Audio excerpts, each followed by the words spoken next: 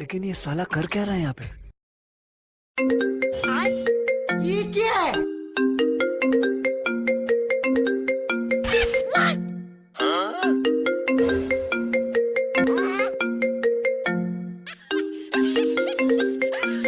কে আইছে মোবাইল ধর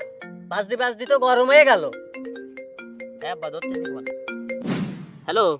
किस कलर की चड्डी पहनी? হ্যালো বাবু তোমার না আমার খুব দেখতে ইচ্ছা করতে হ্যাঁ বন্ধু আমি তো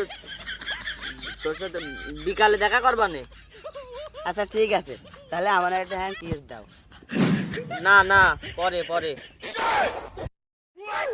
না এখনই দিতে হবে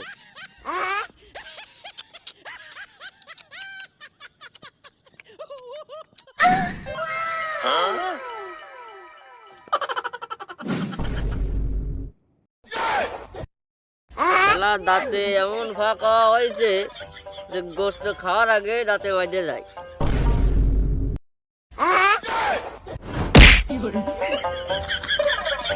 আরাম দাদা বাড়ি এক সপ্তাহ ধরে আলু ভর্তা ভাত খাচ্ছি গোস্ত হলে পারলি রে আরাম দাদা আমরা কিছু বুঝি না তাই না আমরা ওইসব দিন পার করে আইছি এক সময়